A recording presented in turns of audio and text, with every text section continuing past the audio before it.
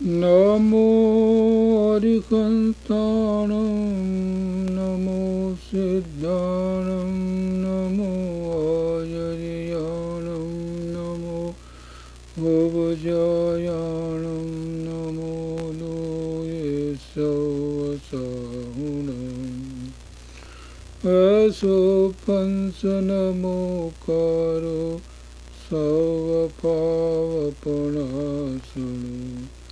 मंगलाणं च संवेसि परमं हवै मंगलम् अज्ञानतिमिरान्धानां ज्ञानाञ्जनशलाकया नेत्रयोन्मीलितं येन तस्मै श्रीगुरुवे नमः। महादिव्याकुक्षिरत्नं शब्दजितवरयात्मजं श्रीराजचन्द्र अहं वन्दे तत्त्वलोचनदायकं प्रभु तत्त्वलोचनदायकम्।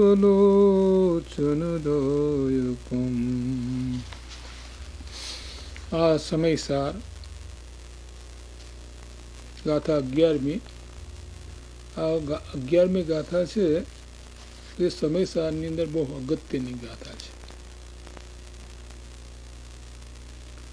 તો 11મી ગાથામાં કહે છે કે વ્યવહાર નહીં અભૂતાર્થ છે અને શુદ્ધ નહીં ભૂતાર્થ છે।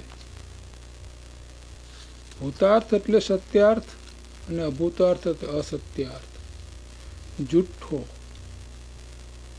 તો અહીં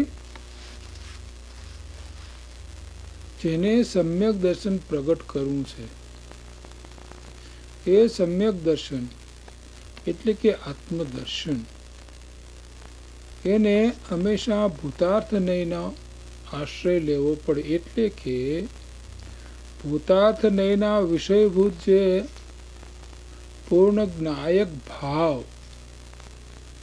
પરમ પ્રણામિક ભાવ, એ ભાવના આશ્રયે જ સમ્યક દર્શન પ્રગટે છે। બીજા કોઈ પણ આશ્રય પ્રગટતું નથી। તો અહીંયા દ્રષ્ટાંત આપ્યું કાદવનું કે કાદવથી મળેલું જે પાણી, એ જે ડોળું પાણી છે, તો જે અજ્ઞાનીજન છે એ તો આ ડોળું પાણી ને આ સારું પાણી, જેને વિવેક નથી એ તો ડોળું પાણી પીએ છે।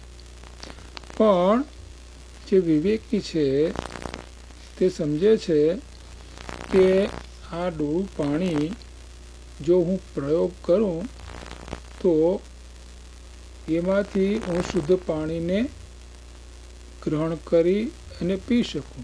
એટલે કે ડોળા પાણી જે હોય એ ડોળા પાણીની અંદર છે શું? પાણી કાંઈ ડોળરૂપ થયું નથી, ડોળ કાંઈ પાણીરૂપ થયું નથી। ડોળ ડોળરૂપ છે, પાણી પાણીરૂપ છે। આ જેને વિવેક છે એવો જીવ એની અંદર ફટકડી નાખે, અગર તો કતક ફળ નાખે તો એ કતક ફળ નાખવાથી ડોળ છે નીચે બેસી જાય અને પાણી સ્વચ્છ જેવું છે તેવું પાણી પણ ડોળ નીચે બેસવાથી પાણી નિર્મળ થઈ જાય। તો નિર્મળ પાણી કરી અને પોતે નિર્મળ પાણીનો અનુભવ કરે છે। તેમ અનાદિ સંસારથી આ જીવને કર્મ લાગેલા છે। રાગ દ્વેષ મોહરૂપ ભાવ એને પ્રતિપળે અજ્ઞાનીને થયા કરે છે। હવે એ રાગ દ્વેષ રૂપ ભાવ, અજ્ઞાની તો પોતાને રાગ દ્વેષ રૂપ અને પર્યાય રૂપ જ, એટલે કે વ્યવહારના વિષયરૂપ જે પર્યાય છે એને જ પોતે અનુભવે છે। એટલે કે આ શરીર તે મારું, આ રાગ દ્વેષાદી ભાવ તે મારા, અને પોતાથી ભિન્ન એવા રાગના નિમિત્તો, એવા જે ઘર પુત્ર, સ્ત્રી આદિ એ બધા પદાર્થોમાં મારાપણું કરે છે. પણ રાગ અને દ્વેષ, મોહ જે આત્માની પર્યાયમાં થાય છે, એનાથી આત્માનું જે મૂળ સ્વરૂપ છે એ દેખાતું નથી. કેમ કે એ મૂળ સ્વરૂપ આચ્છાદિત થયું, તિરોભૂત થઈ ગયું છે. જેમ સ્ફટિકમણી હોય એમાં ચારે બાજુ લાલ રંગના પુષ્પો મૂકી દે તો જેનું નિર્મળ સ્વરૂપ છે એ દેખાય નહીં, પણ આખું જાણે સ્ફટિકમણી રાતો થઈ ગયો હોય એવું દેખાય. તો જે વિવેકી છે એ સમજે છે કે આત્મા જે છે એ કદી રાગારૂપ હોઈ શકે નહીં એમ શ્રી ગુરુ પાસેથી સમજે છે. અને પછી એ સુધન્યના અવલંબનથી, એટલે કે પર્યાયને ગૌણ કરીને, રાગાદી ભાવને અભૂતાર્થ કરીને, રાગાદી ભાવને પ્રત્યે સામે એની નજર ન કરે અને પોતાની દ્રષ્ટિ માત્ર પોતાના શુદ્ધ સ્વરૂપ તરફ રાખે તો એને પોતાના સ્વરૂપની એટલે સમ્યક દર્શનની પ્રાપ્તિ થાય. જેમ ધૂળધોયો હોય એ ધૂળધોયો સોનું અને ધૂળ બને સાથે હોય છે, તેમ છતાં ધૂળધોયાની નજર સોના ઉપર છે, ધૂળધોયાની નજર એ માટી ઉપર નથી. તો આ ધૂળધોયો જેમ સોના ઉપર નજર રાખે છે મુખ્યતાથી, અને સોનું એની નજર સોના ઉપર છે અને સોનું જે ભેરું કરે છે, કેમ કે એની નજર સોનાની એક પણ કણી જવા દેવા માગતો નથી. એમ કરતાં એ સોનાની પ્રાપ્તિ કરે છે. તેમ અજ્ઞાન અવસ્થાની અંદર નાયક ભાવ અને રાગાદી ભાવ બંને એકી સાથે હોવા છતાં શ્રી ગુરુના ઉપદેશ દ્વારા જ્યારે જાણે કે પોતાનો જે ત્રિકાળ નાયક ભાવ છે એ કદી રાગાદીરૂપ થયો નથી, એવો ને એવો છે. અને આ જે રાગાદી ભાવરૂપ દેખાય છે સ્ફટિકમણીમાં, જેમ લાલાદી ભાવ દેખાય છે, એથી કંઈ સ્ફટિકમણી સર્વથા લાલ થઈ જતો નથી. સ્ફટિકમણી તો જેવો છે તેવો જ છે. તો આવું જ્ઞાન કરીને જે પોતાના શુદ્ધ સ્વભાવ પ્રત્યે દ્રષ્ટિ રાખે કે હું તો શુદ્ધ બુદ્ધ ચૈતન્ય ઘન એવો શુદ્ધ આત્મતત્વ છું, બાકીના જે કંઈ ભાવ છે એમાંનું કંઈ મારું નથી, એવો વારંવાર અભ્યાસ કરવાથી એને પોતાના શુદ્ધ સ્વરૂપની પ્રાપ્તિ થાય છે. એટલે શુદ્ધ નહીં છે એ અહીંયા કતક ફળને સ્થાને છે. એટલે કે શુદ્ધ નહીં જે છે એના દ્વારા પોતાના મૂળ સ્વરૂપ પ્રત્યે જ એની દ્રષ્ટિ હોવાથી બાકીનું અશુદ્ધ સ્વરૂપ એ પ્રત્યે પોતે ગૌણ થઈ જાય છે, એટલે કે એને દેખાતું નથી. અને જેમ જેમ એ વિશેષ અભ્યાસ કરે છે તેમ પછી પોતાનો જે ઉપયોગ છે એ અંતર્મુખ થઈ અને વસ્તુ સ્વરૂપનો અનુભવ કરે છે. તો અહીંયા આમાં આ ભાવાર્થની અંદર બહુ સ્પષ્ટ વાત લખી છે કે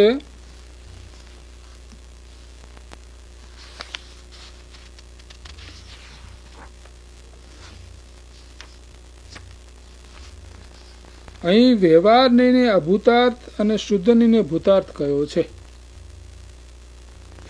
જેનો વિષય વિદ્યમાન ન હોય, અસત્યાર્થ હોય, તેને અભૂતાર્થ કયો છે. કે જેનું અસ્તિત્વ જ નથી એને અભૂતાર્થ, ખરેખર તો એને અભૂતાર્થ કયો છે. વ્યવહારને અભૂતાર્થ કહેવાનો આશય એવો છે કે શુદ્ધ નહીંનો વિષય અભેદ એકાકાર રૂપ નિત્ય દ્રવ્ય છે, તેની દ્રષ્ટિમાં ભેદ દેખાતો નથી. એટલે કે જ્યારે આ ગાથાની અંદર વ્યવહારને અભૂતાર્થ કયો ત્યારે એનો અર્થ એમ નથી સમજવાનો કે સર્વથા વ્યવહાર નહીં છે જ નહીં, પણ એ વ્યવહાર નહીં એટલે ભેદ, એ ભેદ છે એ દ્રવ્યાર્થિકના દ્રષ્ટિના વિષયમાં એ ભેદ નથી. અભેદ એકાકાર જે ચૈતન્ય તત્વ શુદ્ધ ધ્રુવ છે, પ્રણામિક ભાવ સ્વરૂપ છે, એમાં તો કાંઈ ભેદ છે જ નહીં. એ તો એકાકાર, એની અંદર કોઈ પણ પ્રકારનો ધ્રુવમાં પર્યાય હોય ક્યાંથી? તો વ્યવહારનો વિષય તો પર્યાય છે, અગર તો વ્યવહારનો વિષય છે તે અંશ છે, ભેદ છે સ્વરૂપની અંદર.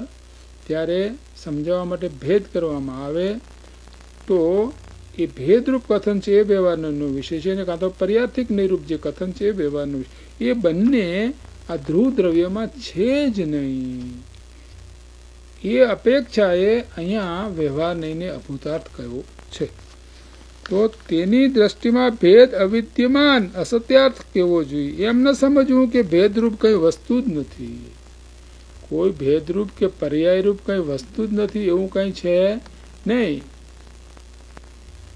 જો એમ માનવામાં આવે તો જેમ વેદાંત મતવાળાઓ ભેદરૂપ અનિત્યને દેખી અવસ્તુ માયા સ્વરૂપ કહે છે અને સર્વવ્યાપક એક અભેદ નિત્ય શુદ્ધ બ્રહ્મને વસ્તુ કહે છે એવું ઠરે, અને તેથી સર્વથા એકાંત શુદ્ધ નહીંના પક્ષરૂપી મિથ્યા દ્રષ્ટિનો પ્રસંગ આવે. તો વ્યવહાર નહીં ગૌણ કરીને આ વાત કરી છે એક, અને વ્યવહાર નહીં એ શુદ્ધ નહીંના વિષયભૂત જે ત્રિકાળ દ્રવ્ય છે એમાં નથી ભેદ. એ વાત જ અહીં બતાવવામાં આવી છે. તો તે વાત અહીં કરી છે કે નહીતર તો એકાંત દ્રષ્ટિ થઈ જશે કે અન્ય દર્શનો મળે કે આત્મા જેવું એક જ તત્વ જગતમાં છે, બીજું કોઈ વસ્તુ છે જ નહીં. તો જૈન દર્શનની અંદર તો આત્મા નિત્ય નિત્ય માનવામાં આવ્યો છે, અને એ ઉપરાંત આત્માને નિત્ય નિત્ય માન્યો છે, અને પ્રતિપળે એ નિત્યને અનિત્યતાને હિસાબે પ્રતિપળે એની પર્યાયો નવી નવી થાય છે. એ આત્માનું સ્વતત્વ છે એ પ્રમાણે માનવામાં આવ્યું છે. પણ અહીંયા તો શુદ્ધ નહીં દ્વારા આત્માનો અનુભવ કરાવવા માટે આ વાત કહેવામાં આવી છે કે વ્યવહાર નહીં છે તે જુઠ્ઠો છે, અસત્યાર્થ છે જ નહીં. તો એ વાત અહીં કહે છે કે જીનવાણી સાદવાદ રૂપ છે. પ્રયોજનવોશ નહીંને મુખ્ય ગુણ કરીને કહે છે. પ્રાણીઓને ભેદરૂપ વ્યવહારનો પક્ષ તો અનાદિકાળથી છે, અને એનો ઉપદેશ પણ બહુધા સર્વ પ્રાણીઓ પરસ્પર કરે છે. વ્યવહાર નહીંને જ લોકો ઓળખે છે. પર્યાયમાં જ આ જીવ અનંતકાળથી એની દ્રષ્ટિ એની પર્યાય ઉપર છે, એટલે કે પોતાનું સત્વ જે છે એ પર્યાયરૂપ સત્વ છે એટલામાં જ પોતાપણું માને છે. અને એ પર્યાય એટલે કે રાગાદિભાવરૂપ પર્યાય, ક્રોધમાન આદિરૂપ પર્યાય, કે પોતાના શરીરની પર્યાય, આમાં જ પોતાપણું કરીને બેઠો છે. અને રાગાદિના ભાવના જે નિમિત્તો છે એમાં પણ પોતે પોતાપણું કરીને બેઠો છે. એવી તો અનાદિકાળથી આ જે ક્ષણિક બધા ભાવો છે એ ભાવમાં જ પોતાપણું કરીને બેઠો છે, પણ પોતે જે નિત્ય શુદ્ધ બુદ્ધ છે એની પ્રત્યે તો એની દ્રષ્ટિ થઈ જ નથી. તો શ્રી ગુરુ અહીંયા અનુભવ કરાવવા માટે શુદ્ધ નહીંનો ઉપદેશ આપે છે. જૈન દર્શનની અંદર પણ જીનવાણીમાં પણ વ્યવહારનો ઉપદેશ શુદ્ધ નહીંનો હસ્તાવલંબન એટલે સહાયક જાણી બહુ કર્યો છે, પણ એનું ફળ સંસાર છે. વ્યવહાર નહીંની વાતો તો જૈન દર્શનના શાસ્ત્રોની અંદર બહુધા કરી છે. એટલે કે નિશ્ચય નયનો વિષય અને વ્યવહાર નિશ્ચયનો વિષય એની જ્યારે આપણે વિચાર કરીએ કે શાસ્ત્રમાં કેમ છે, તો ઘણો ભાગ તો વ્યવહાર નહીંના કથનો જ શાસ્ત્રોમાં છે. નિશ્ચય નયના કથનો શાસ્ત્રોમાં બહુ ઓછા છે. પણ આ જે વ્યવહાર નહીં છે એટલે કે જે શાસ્ત્રની અંદર જે શુભ ભાવ અને શુભની પ્રવૃત્તિ જે છે, દયા, દાન, વ્રત, ભક્તિ, તપ આદિ જે ભાવો છે તે ભાવો એ બધાનું વર્ણન ઘણું વિસ્તારથી કરેલું છે. પણ માત્ર એ હવે જ્યારે વ્યવહારની આપણે વાત કરીએ ત્યારે પર્યાર્થિની વાત કરીએ તો પરાશ્રયો વ્યવહારો એ વ્યાખ્યા આપણે અહીં લેવી જોઈએ. બીજી કોઈ વ્યાખ્યા વ્યવહારની લેવાની નથી. પરને આશ્રય થતો જે કોઈ ભાવ આત્માનો એને અહીંયા વ્યવહાર કયો છે. તો એ વ્યવહાર જે છે એ વ્યવહારના વિષય પ્રત્યે લક્ષ્ય જવાથી એ અનિત્ય હોવાથી પોતાના સ્વરૂપની પ્રાપ્તિ ન થાય અને રાગાદયની ઉત્પત્તિ થાય છે.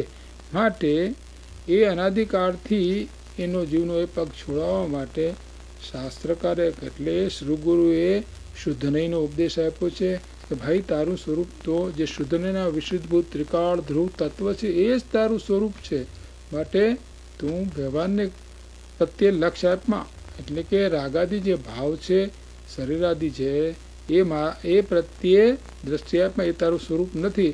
અને તું તો શુદ્ધભૂત ચૈતન્ય ઘન છે એનો તું વારંવાર અભ્યાસ કરીશ તો તને જરૂર આ સ્વરૂપની પ્રાપ્તિ થશે.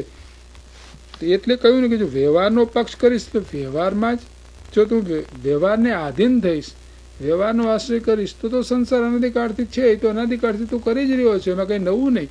અહીંયા તો અનંતકાળના દુઃખોને છોડાવવાને માટે પોતાના જે શુદ્ધ સ્વરૂપ છે એ સ્વરૂપની એને પ્રાપ્તિ કેમ થાય તો એ અહીંયા વાત બતાવી છે 11મી ગાથામાં કે શુદ્ધ નહીંના આશ્રયથી માત્ર પ્રાપ્તિ થાય. તો તેથી ઉપકારી શ્રી ગુરુએ શુદ્ધ નહીંના ગ્રહણનું ફળ મોક્ષ જાણીને એનો ઉપદેશ પ્રધાનતાથી લીધો છે કે શુદ્ધ નહીં ભૂતાર્થ છે, સત્યાર્થ છે, એનો આશ્રય કરવાથી સમ્યક દ્રષ્ટિ થઈ શકાય છે. એને જાણ્યા વિના જ્યાં સુધી જીવ વ્યવહારમાં મગ્ન છે ત્યાં સુધી આત્મામાં ના જ્ઞાન શ્રદ્ધાનરૂપ નિશ્ચય સમ્યક્ત્વ થઈ શકતું નથી. એમાં આશય જાણવો. અનંતકાળથી આ જીવે વ્યવહારનો પક્ષ લીધો છે, અનંતવાર એને પોતે જીન દીક્ષા પણ ગ્રહણ કરી છે, અનંતવાર એને પંચ મહાવ્રત, દેશવ્રત, અણુવ્રતો આદિ બાહ્ય ક્રિયાઓ એને ઘણી કરી છે, પણ એ તો બધો એનું એ તો શુભ ભાવ થયો અને એ શુભ ભાવનું ફળ તો માત્ર સંસાર જ છે. એને આવા યમ નિયમ સંયમ આપિક્યો પુનિત્યાગ વૈરાગ અથાગ લ્યો મુખ મૌન રહ્યો દ્રઢાસન પદ્મ લગાય દ્યો એવા તો એને કેટલાય સાધનો કર્યા છે. એ બધા સાધનોનું ફળ તો માત્ર શુભ ભાવ હતો અને શુભ ભાવનું ફળ તો સંસાર છે. એટલે બહુ તો સારી ગતિની પ્રાપ્તિ થાય પણ એથી કંઈ સંસારનો વિચ્છેદ થાય નહીં. પણ શુદ્ધ નહીંનો આશ્રય કરનાર ને જ સમ્યક દર્શન થાય છે.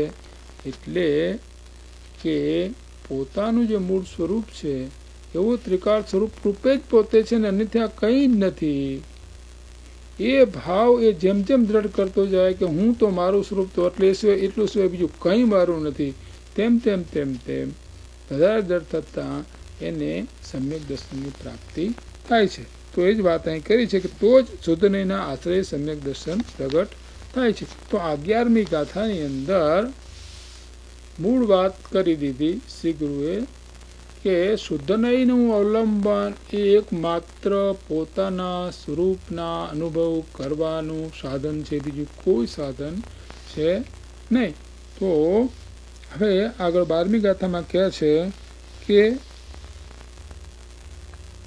હવે એ વ્યવહાર નહીં પણ કોઈને વખતે પ્રયોજનવાન છે, સર્વથા નિષેધ કરવા યોગ્ય છે, તેથી તેનો ઉપદેશ છે એમ હવે કહે છે.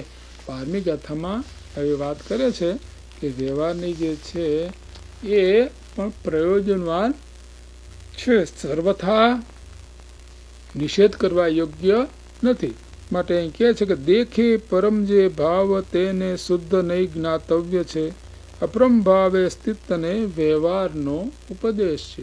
હવે આ 12મી ગાથાનો અર્થ કે જે શુદ્ધ નહીં સુધી પહોંચી શ્રદ્ધાવાન થયા તથા પૂર્ણ જ્ઞાન ચારિત્રવાન થઈ ગયા તેમને તો શુદ્ધ આત્માનો ઉપદેશ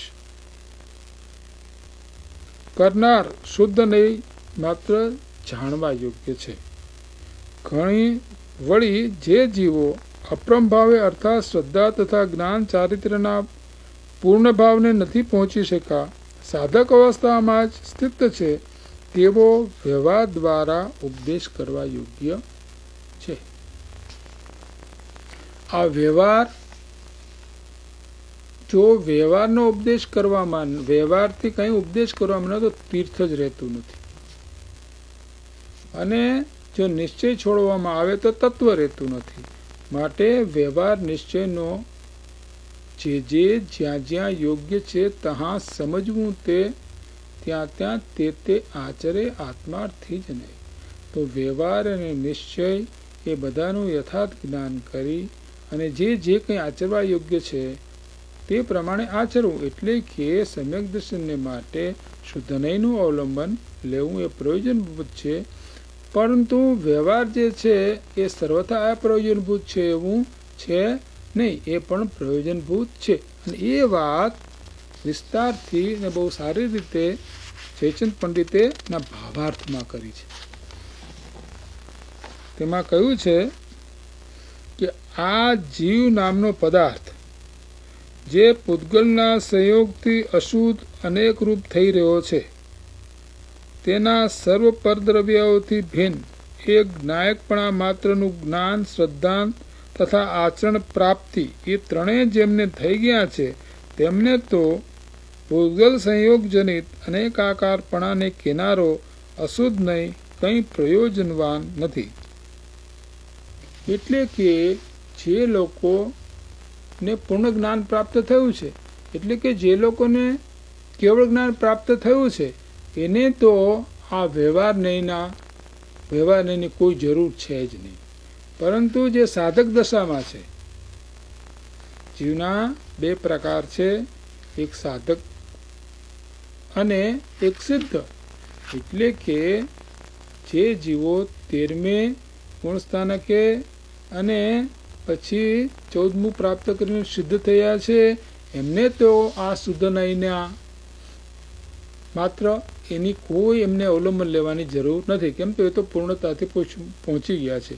પરંતુ જે હજી પ્રથમ પદવીમાં છે, એટલે કે જે હજુ મુમુક્ષુ છે એક, અને જેને હજી સમ્યક દર્શન પ્રાપ્ત થયું નથી, એક તો એ કોટીના જીવો છે. તો એ વાત અહીં બતાવે છે કે જ્યાં સુધી યથાર્થ જ્ઞાન શ્રદ્ધાની પ્રાપ્તિરૂપ સમ્યક દર્શનની પ્રાપ્તિ ન થઈ હોય ત્યાં સુધી તો જેનાથી યથાર્થ ઉપદેશ મળે છે એવા જીન વચનનું સાંભળવું, ધારણ કરવું તથા જીન વચનોને કેનાર શ્રી જીન ગુરુની ભક્તિ, જીન ભીમના દર્શન આદિ વ્યવહાર માર્ગમાં પ્રવૃત્ત થવું પ્રયોજનવાન છે. તો હજી જેને સમ્યક દર્શનની પ્રાપ્તિ થઈ નથી, માત્ર મુમુક્ષુ છે, અને જેને અંદરથી જિજ્ઞાસા થઈ છે કે હવે આ અનંત સંસારનું દુઃખ મને કેમ મટે અને મારું પૂર્ણ સ્વરૂપ પ્રાપ્ત થઈ અને હું પૂર્ણ સુખી કેમ થાઉં, એવી જેવી જિજ્ઞાસા થઈ છે, એવો જીવે શું કરવું એની વાત કરી છે. એટલે કે હજી મિથ્યા દ્રષ્ટિ છે. તો એવા જીવે સમ્યક દર્શન પ્રાપ્ત કરવા માટેની વિધિ શું? કે એને વ્યવહાર પ્રયોજનવાન છે. એટલે કે એને શું કરવું જોઈએ? કે એને સત્સંગ કરવો જોઈએ, સદગુરુની ભક્તિ કરવી જોઈએ, સદગુરુની નિશ્રાએ વસ્તુ સ્વરૂપ શું છે યથાર્થ એને સમજવું જોઈએ. એ ઉપરાંત પાપની જે કંઈ પ્રવૃત્તિ છે, તીવ્ર પાપોની જે પ્રવૃત્તિ છે, 7 વેસદંડ જે છે એનો ત્યાગ કરવો જોઈએ. તીવ્ર પ્રાપના જે છે પ્રવૃત્તિ એ છોડવી જોઈએ, અને જેટલું બને તેમ શુભ પ્રવૃત્તિઓને કરવી જોઈએ. અને પોતાનું સ્વરૂપ કેમ પ્રાપ્ત કરી શકીએ એની વિધિ સદગુરુ પાસે જાણવી જોઈએ. પરંતુ જે જીવ સંસારની અંદર મગ્ન છે, ઇન્દ્રિયના વિષયોમાં મગ્ન છે, પાપ પ્રવૃત્તિથી જે પાછો પડ્યો નથી, એ તો આ માર્ગમાં આવી શકે જ નહીં. એટલે હંમેશા શ્રી ગુરુ પહેલા પાપ પ્રવૃત્તિ જેટલી બને એટલી પાપ પ્રવૃત્તિ કેવી રીતે છૂટે, ઓછામાં ઓછા પાપથી જીવન કેમ ચાલે એ વાત કરી. અને પછી દેવ, ગુરુ અને શાસ્ત્ર એ બધા શું છે શું નહીં એનો બરાબર વિચાર કરે. અને જે 6 આવશ્યક કયા છે એ 6 આવશ્યક એનું કર્તવ્ય છે. એટલે કે જીન પૂજા, ગુરુપાસ્તિ, સ્વાધ્યાય, સંયમ, તપ દાનમ અને દાન, આ 6 એ આવશ્યક કૃત્ય છે. તો અશુભથી બચી અને આ વ્યવહારરૂપ સાધન છે એને અંગીકાર કરી, પણ એની દ્રષ્ટિ સદગુરુ, જે સદગુરુ છે, જે આત્મજ્ઞાની ગુરુ છે, એ તો હંમેશા શિષ્યને એ વાત જ સમજાવશે કે ભાઈ આ શુભને પણ પછી છોડવાનું છે.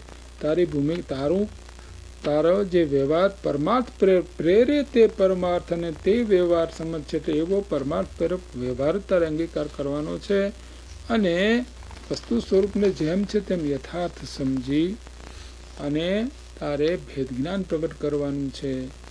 જ્યાં બંધનો સ્વભાવ અને આત્માનો સ્વભાવ એ બંને યથાર્થ જાણી અને પ્રજ્ઞારૂપી છીણીથી બંધ અને આત્માનો બેને ભિન્ન કરવાના છે. એટલે કે એ કેવી રીતે ભિન્ન થાય? તો કે આ શુદ્ધ નયના અવલંબન દ્વારા જ, બીજી કોઈ વિધિ નથી. એટલે કે જ્યારે પોતે આ પ્રમાણે ગુરુ પાસેથી શાસ્ત્ર યથાર્થ રીતે સમજી અને અશુભ પ્રવૃત્તિને ટાળી અને રાત દિવસ આ જે ચિંતન, એ ચિંતન પોતે કરે, એ ખાસ કરીને પ્રયોજનભૂત એવા નવ તત્વનું ચિંતન કરે.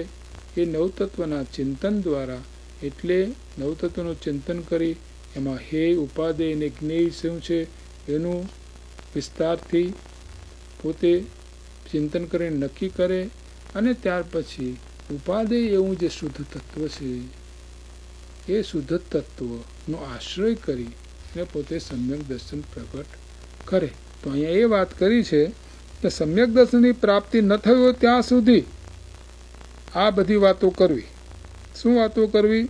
તો કે જીન બિંબના દર્શન, શ્રી ગુરુની ભક્તિ અને જીન પ્રવચનો અને જીન વચનોનું સાંભળવું. એટલે કે શાસ્ત્રનું યથાર્થ નિશ્ચય વ્યવહાર આદિ જે 4 અનુયોગ છે એ અનુયોગનો અભ્યાસ કરવાનો, અને એ અભ્યાસ સદગુરુ નિશ્ચય કરવાનો.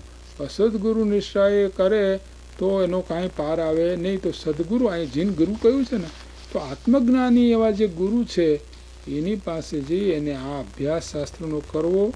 અને અભ્યાસ કરીને પછી નવ તત્વ એ પ્રયોજનભૂત વાત છે. એ નવ તત્વનો યથાર્થ અભ્યાસ કરવો. પહેલાં તો નવ તત્વનો બધાય તત્વો કેવા છે એનો અભ્યાસ કરવો પડે કે આત્મા, જીવ, અજીવ, આશ્રવ, પુણ્ય, પાપ, સંવર, બંધ અને મોક્ષ. તો આ બધાય તત્વોનો જેમ છે તેમ વ્યવહારથી શું છે સમજણ એને પેલા કરવી પડે.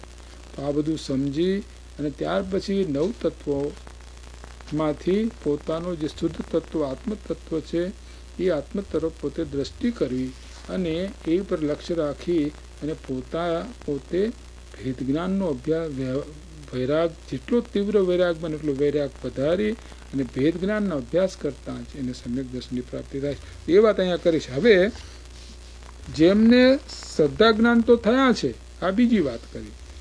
શું? પેલી વાત કરી કે જે અજ્ઞાની છે, જેને મિથ્યા દ્રષ્ટિ છે, જેને આત્મજ્ઞાનની સમ્યક દર્શનની પ્રાપ્તિ થઈ નથી. હવે જેને સાચા જ્ઞાન શ્રદ્ધા થયા છે, એટલે કે જેને સમ્યક દર્શન અને સમ્યક જ્ઞાનની પ્રાપ્તિ થઈ છે, એવા જીવે શું કરવાનું? તો કહે છે કે એવા જીવે રાગાદિ ઘટાડવાને માટે પંચ મહાવ્રત અને 12 અણુવ્રત આદિ એ બધાનો પોતે અભ્યાસ કરવો. એ અણુવ્રત અને મહાવ્રત આદિ રાગ ઘટાડવાને માટે છે આ બધા. તો ત્યાં એ વ્યવહાર રૂપ જે છે પંચ મહાવ્રત, 5 સમિતિ, 3 ગુપ્તિ, પંચાચાર, આ આદિ બધા જે છે એનો અભ્યાસ એને કરવો જોઈએ. અને પંચમ ગુણ, ચોથે ગુણસ્થાન થયા સમ્યક દ્રષ્ટિને ચારિત્ર પ્રગટ કરવાનું જ છે. માત્ર સમ્યક દ્રષ્ટિ સમ્યક જ્ઞાન પ્રગટ કરે કામ આવે નહીં. જ્ઞાનીને ખરો પુરુષાર્થ તો આત્મજ્ઞાન થયા પછી જ થાય છે. કે ચારિત્રનો જે પુરુષાર્થ છે, પ્રબળ પુરુષાર્થ છે સ્થિરતાનો, એ સ્થિરતાનો પુરુષાર્થ જેમ જેમ કરે તો અહીંયા જેને સમ્યક દર્શન પ્રાપ્ત થયું છે એને અપૂર્વ અવસર એવો ક્યારે આવશે, ક્યારે થઈશું બાહ્યાંતર નિર્ગ્રંથ સર્વભાવથી ઉદાસીન વૃત્તિ કરી દેહ તે માત્ર સંયમ હેતુ હોય છે. એ પ્રમાણે એવો અપૂર્વ અવસર ક્યારે આવશે, ક્યારે થઈશું બાહ્યાંતર સર સંબંધનું બંધન તીક્ષ્ણ છેદની વિચરશું ખૂબ મહત્પુરુષને પંથ. તો જ્ઞાનીને તો આવી ભાવના હોય છે. જ્ઞાનીને પોતાના સ્વરૂપમાં હવે આત્મજ્ઞાન થઈ ગયું એટલા માત્રથી કામ પૂરું થયું નથી. કેમ કે આત્મજ્ઞાન થતા દર્શન મોહનો નાશ થયો, પણ હજી ચારિત્ર મોહ છે. એ ચારિત્ર મોહ છે એ પણ વિઘ્ન રૂપ જ છે. ચારિત્ર મોહ છે એ વિઘ્ન રૂપ જ છે. અને એ ચારિત્ર મોહને ટાળવાને માટે એ પોતે પુરુષાર્થ કરે છે. તો એ અણુવ્રતાદિ લે, મહાવ્રતાદિ લે, અને મુખ્યતઃ નિશ્ચયથી તો પોતાના સ્વરૂપનું અવલંબન લેવાનું છે. પણ રાગાદિને અલ્પ કરવાને માટે આ બધા ચારિત્રના જે છે ચારિત્ર, દેશ ચારિત્ર કે પૂર્ણ ચારિત્ર તે પોતે લે છે. એ વાત અહીંયા કરી છે કે જેમને શ્રદ્ધા જ્ઞાન તો થયા છે પણ સાક્ષાત પ્રાપ્તિ નથી થઈ, એટલે કે સાક્ષાત પોતાના સ્વરૂપની પૂર્ણ પ્રાપ્તિ નથી થઈ, તેમને પૂર્વકથિત કાર્ય એટલે કે જીન ગુરુનો સંસર્ગ, જીન ગુરુનો અભ્યાસ, શાસ્ત્રનો અભ્યાસ, એ ઉપરાંત પરદ્વયનું આલંબન છોડાવવા રૂપ અણુવ્રત મહાવ્રતનું ગ્રહણ, સમિતિ, ગુપ્તિ, પંચ પરમેષ્ઠીના ધ્યાનરૂપ પ્રવર્તન, એ પ્રમાણે પ્રવર્તનારાઓની સંગતિ કરવી અને વિશેષ જાણવા માટે શાસ્ત્રનો અભ્યાસ કરવો ઇત્યાદિ વ્યવહારમાં પોતે પ્રવર્તવું અને બીજાને પ્રવર્તવાવું એવો વ્યવહારનો ઉપદેશ અંગીકાર કરવો પ્રયોજનવાન છે. એ વ્યવહારનો ઉપદેશ પ્રયોજનવાન છે. પણ આ બધી વાતોમાં એક વાત નિશ્ચિતથી સમજવાની છે કે આ બધા તો રાગ ઘટાડવાના છે, પણ રાગનો નાશ કરવાનું સાધન તો એક જ ભગવાને કહ્યું છે, એ પોતાના શુદ્ધ સ્વરૂપનું અવલંબન. એ સિવાય બીજું કોઈ રાગનો નાશ કરવાનું સાધન છે નહીં. આ તો પંચમહાવત આદિ જે કંઈ ભાવો છે એ ભાવો તો માત્ર રાગને થોડો હલકો કરે, અને એમાં કોઈ પરદ્રવ્ય નીકળે, આત્મા કરે કે આ કે એવી કોઈ વાત હોતી નથી. પરંતુ એ વખતે આવો વ્યવહાર હોય છે. બસ આવો વ્યવહાર હોય છે તો વ્યવહારથી આવો વ્યવહાર કરવો એમ કહેવામાં આવે છે. ખરેખર તો જ્ઞાનીને વ્યવહાર, જે કોઈ વ્યવહાર છે એ વ્યવહારના જ્ઞાની તો દ્રષ્ટા જ છે. એ વ્યવહારથી પોતાને કોઈ પણ પ્રકારનો ફાયદો થાય છે એવું માનતા જ નથી. કેમ કે વ્યવહાર છે પર્યાર્થિક જ્ઞાનનો વિષય છે, અને તે મંદ રાગ છે, શુભ ભાવ છે. તો એ શુભ ભાવ છે, એ શુભ ભાવથી શુદ્ધ ભાવની પ્રાપ્તિ થાય જ નહીં. પરંતુ આવો શુભ ભાવ વચ્ચે આવે છે એટલે માટે એ જ્ઞાની તો એના જ્ઞાતા જ છે. પરંતુ જ્યારે વ્યવહારથી આ વાત કરવામાં આવે ત્યારે એમ કહેવામાં આવે કે જ્ઞાનીએ જેમ બને તેમ અણુવ્રત મહાવ્રત અંગીકાર કરવા. જેમ જેમ અંતરંગ શુદ્ધિ થાય છે તેમ તેમ સહજ આ બધી વાતો, સંસારની વાતો છૂટતી જાય છે. અને જ્યારે છઠ્ઠે સાતમે ગુણસ્થાનકે આવે ત્યારે ઘર બાર આ બધું છૂટી અને એકાંત નગ્ન દિગંબરપણું ધારણ કરી તો જંગલની અંદર વિચરે. આ બધી સહજ ક્રિયાઓ છે. પણ આચારાંગાદી શાસ્ત્રો, જે વ્યવહારના શાસ્ત્રો છે, એમાં આમ કરવું જોઈએ, આમ કરવું જોઈએ એવું બતાવવામાં આવે છે. તો અહીંયા એ વાત કરી છે. તો અને આ વ્યવહાર પોતપોતાની ભૂમિકા જાણવો જરૂરી છે કે પોતાની શુદ્ધિ જેટલી શુદ્ધિ હોય તો તેટલો આવો બાહ્ય વ્યવહાર હોય તો આ બેનો મેળ, એને નિશ્ચય વ્યવહારનો મેળ યથાર્થ જાણવો જરૂરી છે. નહીં તો કોઈ માને કે મને તો હું તો પૂર્ણ છું, અને હોય નહીં, પૂર્ણ પોતે હોય નહીં, અપૂર્ણ હોય, અને માની લે કે હું પૂર્ણ છું, હું છઠ્ઠે સાતમે ગુણસ્થાને કે સ્થિત છું. હોય છત્રીસ સાતમે સ્થૂળતાને જે સ્થિત હોય તો નગ્ન દિગંબર મુનિ જ હોય, અને અતિ અલ્પ સંજ્ઞાન જ કસાય હોય, ઊંઘ આદિ અતિ અલ્પ હોય, અંતર્મુહૂર્તથી વધારે એ એક ગુણસ્થાનમાં 6ઠા કે 7મા ગુણસ્થાનમાં રહે નહીં. તો આવી સ્થિતિ, આવો વ્યવહાર પણ જેમ છે તેમ એને જાણવો જરૂરી છે. અને એક વાત બીજી પણ છે કે સદગુરુ કોણ એ બધું ઓળખવા માટે તો આ બાહ્ય વ્યવહારો બધા છે. તો પ્રથમ દ્રષ્ટિએ તો જીવ આ બાહ્ય વ્યવહારથી જાણે છે કે ભાઈ આ પંચમહાવ્રતધારી છે, આ જૈન દર્શન એના પાળવાવાળા છે, અને એ અમારા ગુરુ વ્યવહારથી નિશ્ચયથી ખરેખર આત્મજ્ઞાની છે કે માત્ર દ્રવ્યલિંગી મુનિ છે આદિ વાત તો પછી જ્યારે એના વિશેષ સંકલ્પમાં આવે અને પોતે પાત્ર હોય તો જ જાણી શકે. પણ આવા બાહ્ય વ્યવહારથી સામા જીવની ઓળખાણ પણ આપણે કરી શકીએ. એટલા માટે આ બધો વ્યવહાર છે જાણેલો પ્રયોજનવાન છે. એ વાત અહીંયા કહી છે કે નહીંતર તમે કોને સદગુરુ માનશો? જૈન દર્શનનો ના ગુરુ કેવા હોય? તો નિશ્ચયથી તો નિમગ્ન આત્મામાં હોય, પણ વ્યવહારથી પંચમહાવ્રત ધાર્યો. હવે જે અંતરંગમાં એ કંઈ સામાન્ય જીવની તાકાત નથી કે આનો અંતરંગ કેવું છે જોઈ શકે. તો એવા જીવને માટે આ બધો વ્યવહારથી આવું જે ચારિત્ર પાળતા હોય, બાહ્યથી આવું ચારિત્ર પાળતા હોય તેવા જૈન દર્શનના સદગુરુ છે એવો બાહ્યથી નિર્ણય પોતે કરે અને એની પાસે આ સાંભળવા જાય, બધું કરે અને પોતાની દશા થાય તો પછી સામે ખરેખર સદગુરુ છે કે એ બધાનો નિર્ણય થઈ શકે. તો આ બધી વ્યવહારની વાતો છે એ સર્વથા અપ્રયોજનભૂત છે અને સર્વથા કાઢી નાખવા જેવી છે એવી વાત છે નહીં, અને સર્વથા નિષેધ કરવા યોગ્ય નથી. એમાં 12મી ગાથાનો અર્થ થયો. તો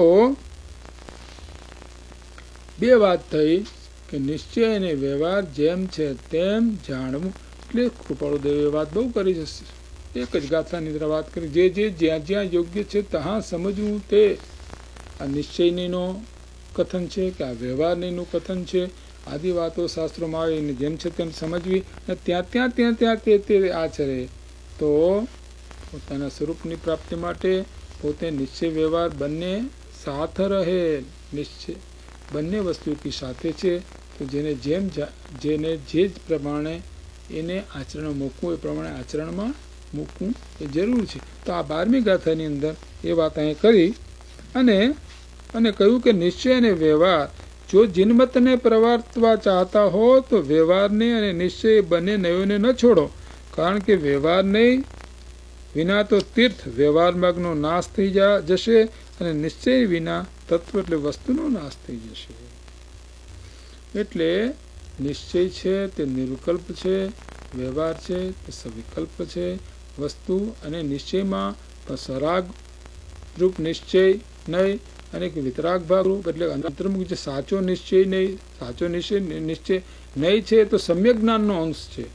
પરંતુ મિથ્યા દ્રષ્ટિને કંઈ સમ્યક જ્ઞાન છે નહીં, તો એને તો સમજાવવા માટે એને રાગ મિશ્રિત નહીંની પહેલાં વાત કરવામાં આવે છે. તો આ બધી વાતોને શ્રી ગુરુ પાસેથી યથાર્થ જાણી અને પછી સમ્યક દર્શન પ્રગટ કરવાને માટે સતનયનો આશ્રય કરવો. પરંતુ એ સાથે સાથે વ્યવહાર કઈ ભૂમિકાએ જે વ્યવહાર હોય તે વ્યવહાર જેમ છે તેમ પણ એને જાણવો જરૂરી છે. કે ચોથા ગુણસ્થાનકવાળાનો વ્યવહાર કેવો હોય, ચોથા ગુણસ્થાનકવાળે સ્થિત હોય તો એને 8 મૂળ ગુણ હોવા જ જોઈએ. એ 8 મૂળ ગુણ ન હોય તો 5 પ્રકારના ઉદંબર ફળ, માંસ, મધ અને માખણ એ 3નો એને ત્યાગ હોવો જોઈએ. એક આ વાત કહી. સતત આત્મદર્શન એને હોવું જોઈએ. કશાય ઉપશાંત હોવા જોઈએ. સમસંવેગ, નિર્વેગ, અનુકંપા અને આસ્થા એને જોઈએ. એ ઉપરાંત 8 પ્રકારના મદ એને ન હોય અને 8 પ્રકારના ગુણ પણ એને હોવા જોઈએ. આ બધી વાતો એનામાં હોવી જોઈએ. અને એનો જે પ્રકારે અને પંચમ ગુણ સ્થાનકે જ્યારે આવે ત્યારે એને પ્રથમમાં પ્રથમ તો સમ્યક દર્શન અને પછી 12 અણુવ્રત હોવા જોઈએ. અને ત્યાર પછી એને 11 પડીમાં જેમ આગળ વધે તેમ એને 11 પડીમાં ધારી એ થાય. અને ત્યાર પછી 6ઠે 7મે ગુણસ્થાને કે બાહ્યમાં એ નગ્ન દિગંબર મુનિ હોય અને પંચમહાવ્રતધારી હોય. તો આ બધી વાતો યથાર્થ જે સાધક છે એને જાણવી જોઈએ, જેથી કરીને નિશ્ચિત વ્યવહારમાં એની કોઈ પણ પ્રકારની ભૂલ થાય નહીં. તો આ 12મી ગાથા આ પ્રમાણે હવે પૂરી થાય છે. અને 13મી ગાથા એ પ્રમાણે 13મી ગાથા હવે કહે છે કે ભૂતાર્થથી જાણેલ જીવ અજીવ વળી પુણ્ય પાપને આશ્રવ સંવર નિજરા બંધ મોક્ષ તે સમ્યક્ત્વ છે. શું અહીંયા કહે છે? 13મી ગાથાની અંદર એનો ગાથાર્થ કહે છે કે ભૂતાર્થ નયથી જાણેલ જીવ અજીવ પુણ્ય પાપ તથા આશ્રવ સંવર નિજરા બંધ અને મોક્ષ એ સમ્યક્ત્વ, એ નવ તત્વ તે સમ્યક્ત્વ છે.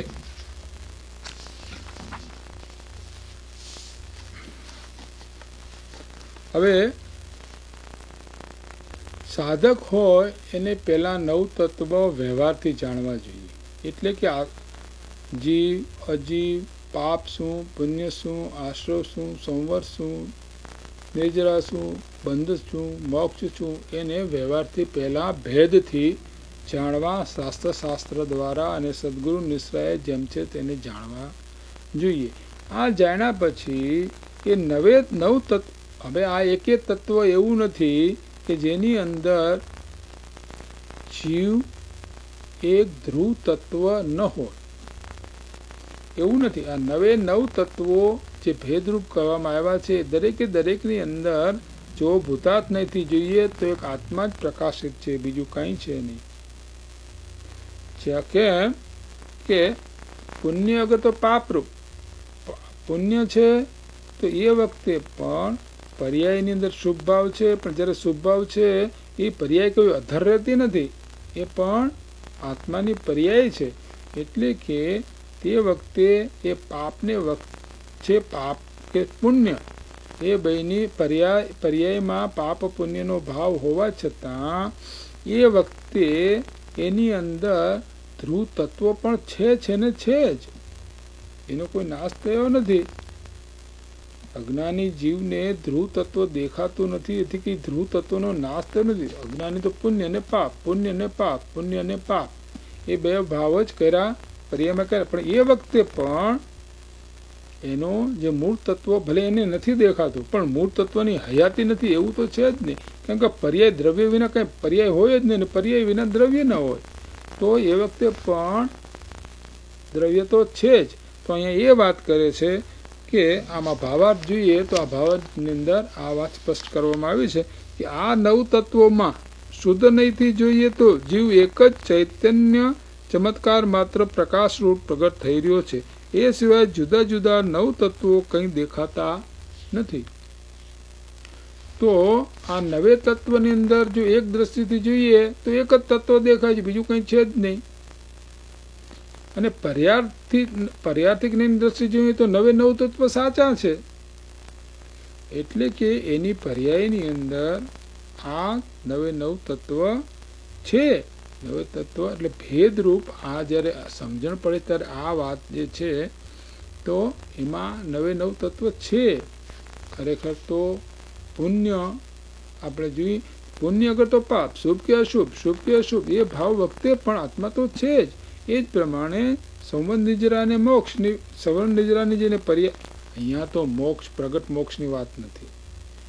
9 તત્વની અંદર પ્રગટ મોક્ષની વાત નથી, પ્રગટ મોક્ષની વાત નથી, પરંતુ આ તો સમજની અંદર 9 તત્વમાં મોક્ષ તત્વ સમજની એની વાત છે. હવે એ સમજીને પછી એ બધા 9ની અંદર જે એક તત્વ મૂળ તત્વ જે બધાની અંદર છે, એના વિના તો પાપ પુણ્ય કઈ અધર લટકતા નથી હોતા કે પાપ પુણ્ય કે પર્યાય કે દ્રવ્ય વિના થોડી પર્યાય હોય છે. તો જે મૂળ દ્રવ્ય છે એ દરેકે દરેક 9 તત્વની અંદર વિલસી રહેલું જ છે. તો આ 9 તત્વ જે છે પાપાદી ભાવો છે, પુણ્યાદી ભાવ, એ બધાને ગૌણ કરી અને માત્ર પોતાના સ્વરૂપ તરફ જુએ તો એને જરૂર સમ્યક દર્શનની પ્રાપ્તિ થાય એ વાત અહીંયા કરી છે.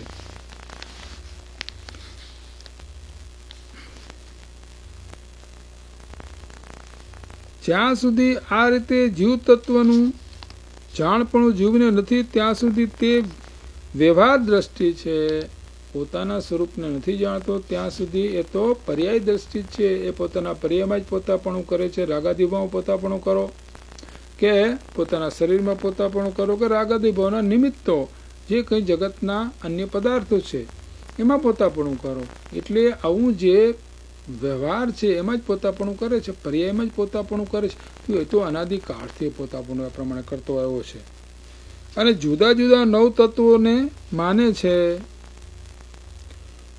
દ્રવ્ય જીવ પૂતગળના બંધ પર્યાય રૂપ દ્રષ્ટિથી આ પદાર્થો જુદા જુદા દેખાય છે. આ પદાર્થો જુદા જુદા કેમ કે પાપ પુણ્ય આદિ આત્માની પર્યાય છે.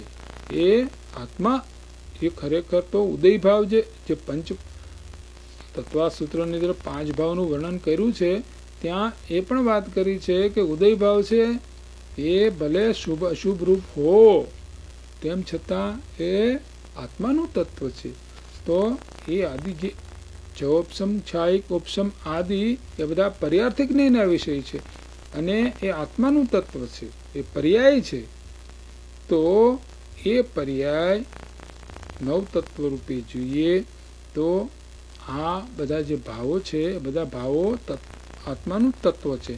તો એ કંઈ સર્વથા નથી એવું નથી, પણ જ્યારે શુદ્ધ નહીંથી જીવ પૂતગળનું નિજ સ્વરૂપ જુદું જુદું જોવામાં આવે છે ત્યારે પુણ્ય પાપ આદિ 7 તત્વો કંઈ પણ વસ્તુ નથી. પરંતુ જ્યારે એની અંદર એકાકાર શુદ્ધ પોતાનું સ્વરૂપ જોવે છે ત્યારે આ કાંઈ પર્યાય દેખાતી જ નથી એને. એટલે કે નિરુકલ્પ અનુભવની અંદર પોતાનું સ્વરૂપ દેખાય છે. નિરુકલ્પ અનુભવમાં કોઈ પર્યાય નહીં દેખાતી નથી. પોતાનું દ્રવ્યનો જ પોતાનો અનુભવ થાય છે. નિમિત્ત નિમિત્ત ભાવથી થયા હતા તે નિમિત્ત નિમિત્ત ભાવ જ્યારે મટી જ ગયો ત્યારે જીવ પૂતગળ જુદા જુદા હોવાથી બીજી કોઈ વસ્તુ સિદ્ધ થઈ શકતી નથી. વસ્તુ તો દ્રવ્ય છે અને દ્રવ્યનો નિજ ભાવ દ્રવ્યની સાથે જ રહે છે તથા નિમિત્ત નિમિત્તિક ભાવનો તો ભાવ જ થાય છે. માટે શુદ્ધ નહીંથી જીવને જાણવાથી જ સમ્યક દર્શનની પ્રાપ્તિ થઈ શકે. આ નિયમ કહી દીધો કે સમ્યક દર્શનની જેને પ્રાપ્તિ કરવી છે એને શુદ્ધ નહીંથી જ જીવને જાણવાથી સમ્યક દર્શનની પ્રાપ્તિ થઈ. જ્યાં સુધી જુદા જુદા નવ પદાર્થ જાણે છે શુદ્ધ નહીંથી આત્માને જાણે નહીં ત્યાં સુધી એ પર્યાય બુદ્ધિ છે.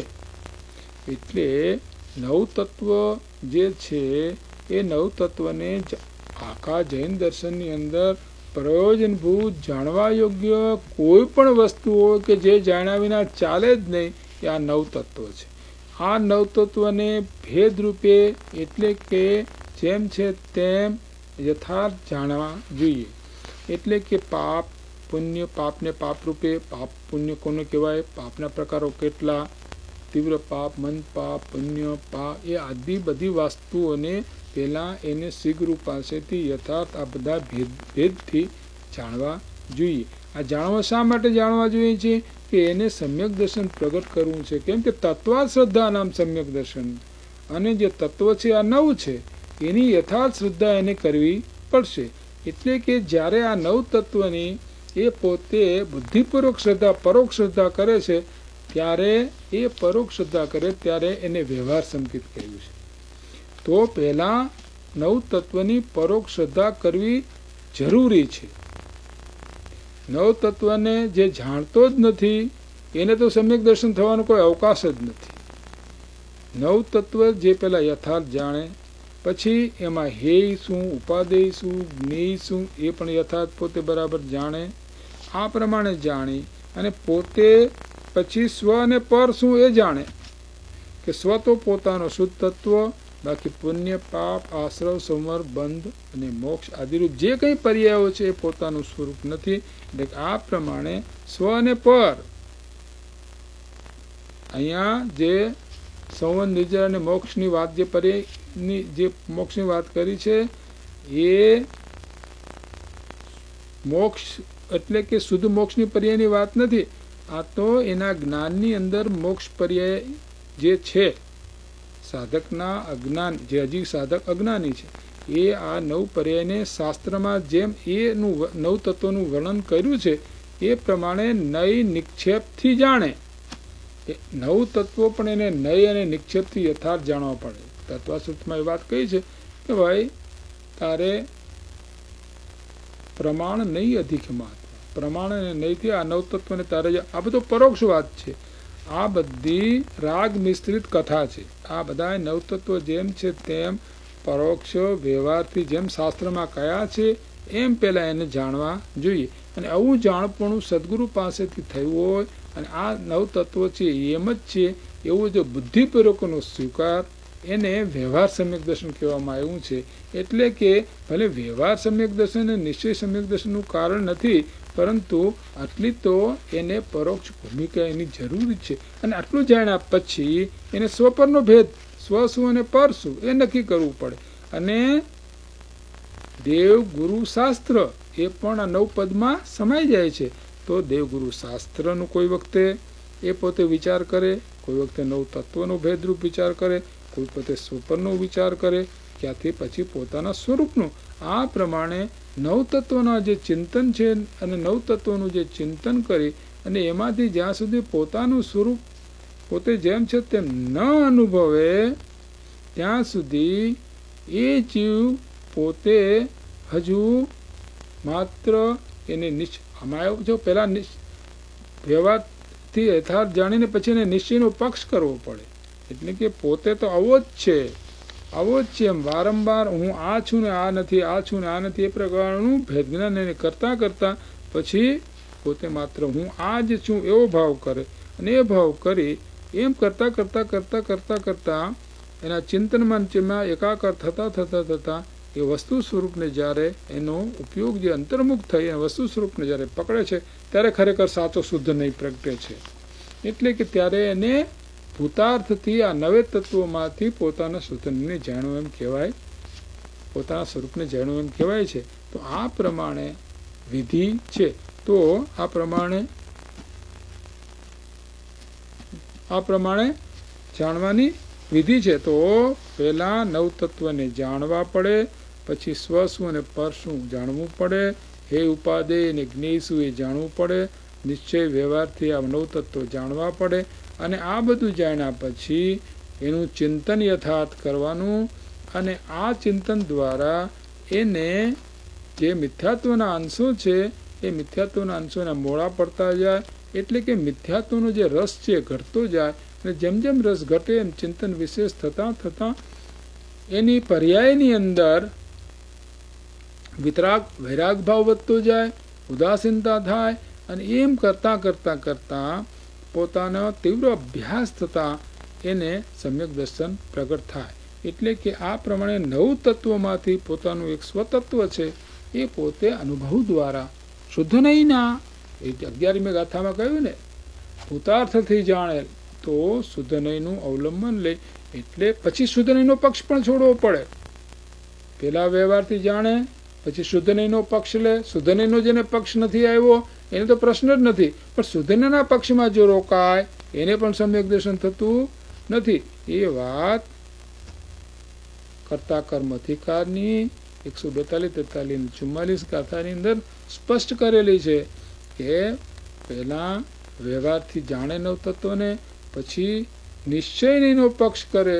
એટલે કે વિચાર દ્વારા વિકલ્પરૂપ અવસ્થાની અંદર હું તો શુદ્ધ છું, આ જ છું, આ જ છું એનો વારંવાર અભ્યાસ કરે. અને ત્યાર પછી એના તીવ્ર અભ્યાસથી જ્યારે નિશ્ચયનો પક્ષ પણ છૂટી જાય અને સ્વરૂપનો અનુભવ થાય ત્યારે એને સાચો અનુભવ થયો કહેવાય. અને એને જ શુદ્ધ નહીં કહેવાય. સાચો અનુભવ જે અનુભવ તે શુદ્ધ નહીં છે. એમ 14મી ગાથામાં આવશે કે અનુભવ છે તે શુદ્ધ નહીં છે. તો આ પ્રમાણે અહીંયા 13મી ગાથામાં એ વાત કરી કે શું વાત કરી કે નવ તત્વને ભૂતાર્થથી જાણે.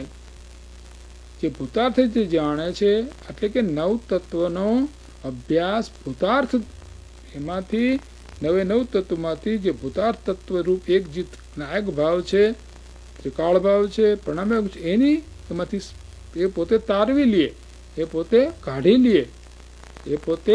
કાઢી લે. જેમ ધૂળ ધોયો, ધૂળ મિશ્રિત હોવા છતાં સોનાની ઉપર દ્રષ્ટિ રાખીને સોનું જેમ કાઢી લે છે અને ધૂળને જેમ છોડી દે છે, એ પ્રમાણે શુદ્ધ નહીંના અવલંબનથી એટલે કે આ તત્વોમાંથી પોતાના મૂળ સ્વરૂપ પર દ્રષ્ટિ એકાગ્ર કરી અને પોતાના મૂળ સ્વરૂપનો પોતે અનુભવ કરે તો આ એને સમ્યક દર્શન થયા વિના ત્યારે સમ્યક દર્શન એને થાય છે. એટલે માટે અહીંયા કહ્યું છે કે નવતત્વનું જાણપણું ભૂતાર્થ નહીંથી જ્યારે થાય ત્યારે સમ્યક દર્શનની પ્રાપ્તિ થાય છે. માત્ર વ્યવહારથી જાણપણું થાય તેથી સમ્યક દર્શનની પ્રાપ્તિ થાય, પણ વ્યવહારથી જાણવું તો પડશે જ. વ્યવહારથી જાણતો નથી એને તો નિશ્ચયથી જાણવાનો પ્રશ્ન ઉપજ થતો જ નથી. ભલે વ્યવહાર નિશ્ચયનું કારણ ન હોય, પણ આ પ્રમાણે એની ભૂમિકાની અંદર આ જ વિધિ છે, બીજી એને જાણવું તો પડશે જ. અને પછી એને વ્યવહાર છોડીને નિશ્ચયનો પક્ષ લઈ અને નિશ્ચયનો પક્ષ પણ એને છોડી અને સુસ્વરૂપનો અનુભવ કરવાનો છે. આ પ્રમાણે 13મી ગાથા છે એ 13મી ગાથા હવે અહીંયા પૂરી થાય છે.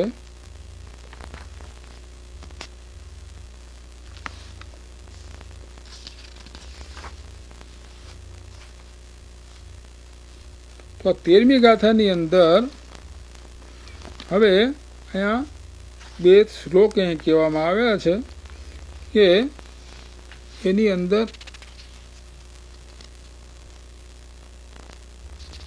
અહીંયા કહ્યું છે કે પ્રમાણ નય અને નિક્ષેપ એ આદિ દ્વારા જે વ્યવહારથી તત્વને જાણ્યાતા એ જ્યારે અનુભવ થાય ત્યારે કે નય નિક્ષેપ આદિ કોઈ લક્ષ્મી રહેતી જ નથી. અહીંયા એક શ્લોક છે 9મો કળશ છે. આચાર્ય અમૃતચંદ્રાચાર્યનો આ કળશ છે. એમાં એ વાત લખી છે કે 9મા કળશની નો ભાવાર્થ આમ છે કે આ પ્રમાણે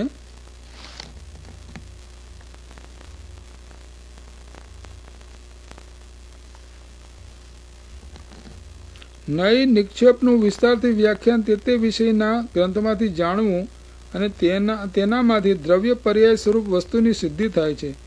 તેઓ સાધક અવસ્થામાં તો સત્યાર્થ જ છે, કારણ કે જ્ઞાનના જ વિશેષો છે.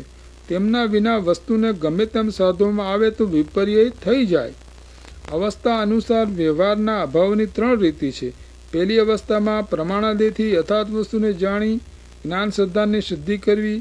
જ્ઞાન શ્રદ્ધાન સિદ્ધિ થયા પછી શ્રદ્ધાન માટે પ્રમાણ આદિની કાંઈ જરૂર નથી. પણ હવે જે બીજી અવસ્થામાં પ્રમાણાદિના અવલંબન દ્વારા વિશેષ જ્ઞાન થાય છે અને રાગદ્વેષ મોહના સર્વથા અભાવરૂપ યથાર્થ ચારિત્ર પ્રગટે છે.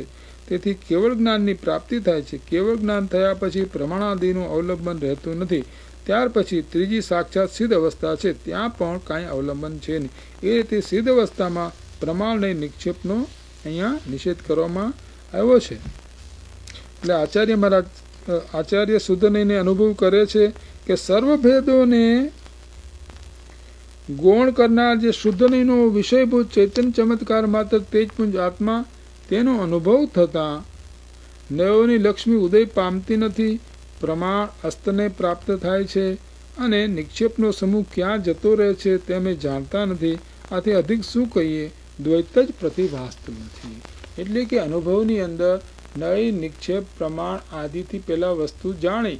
જેમ કોઈ વસ્તુ આપણે બજારમાં લેવા ગયા હોઈએ તો આપણે એને જોઈએ, ભાઈ કેવી છે, એનો ભાવ પૂછીએ, એનું વજન શું છે, આ છે, એ બધી વાતો આપણે કરીએ. પરંતુ જ્યારે વસ્તુ ધારો કે કોઈ પણ વસ્તુ બજારમાં ધારો કે હાર લાવ્યો તો એ હાર લાવતી વખતે સોનાનું ભાઈ એમાં કેટલું સોનું છે કેટલું નહીં એ બધી આપણે વિચાર કરીએ. પરંતુ જ્યારે હાર લઈ અને પહેરવામાં આવે છે ત્યારે આ કાંઈ વસ્તુ પછી યાદ રહે, માત્ર હાર પહેરવાનું સુખ જ એ જીવ અનુભવે છે. એમ અહીંયા પણ વ્યવહારથી પ્રથમ બધા તત્વોને નવતત્વો આદિને યથાર્થ જાણવા જોઈએ. પણ અનુભવ વખતે આ કોઈ ભેદરૂપ તત્વો રહેતા નથી. માત્ર પોતાના સ્વરૂપનો આનંદ જ ત્યાં રહે છે. જેમ હાર ખરીદવા જાય તે વખતે તો એ કેવો, એની ડિઝાઇન કેવી છે, એમાં કેટલું સોનું છે, શું ભાવ છે, કેટલા તોલા છે, એ બધી વાતનો વિચાર ખરીદનાર કરે છે. પરંતુ પહેરતી વખતે આ કોઈ વાત યાદ આવતી નથી. એમ અહીંયા પણ નવ તત્વ જે છે એ નવ તત્વનું વ્યવહારથી પરિજ્ઞાન કરવાનું અને ત્યાર પછી શુદ્ધ નહીંના અવલંબન દ્વારા પૂર પોતાનું જે શુદ્ધ સ્વરૂપ છે એનો અનુભવ કરવો, એ માત્ર કરે તે વખતે માત્ર એ સ્વરૂપનો આનંદ જ પોતે અનુભવે છે અને ક્યાંય આવા ભેદરૂપ તત્વ પ્રત્યેની દ્રષ્ટિ જતી જ નથી. તો અહીંયા ભૂતાર્થથી નવે નવ તત્વને જાણવા એને સમ્યક દર્શન કહ્યું. એમ 13મી ગાથા હવે અહીં પૂરી થાય છે અને હવે પછી આપણે 14મી ગાથા વિશે વાત કરીશું.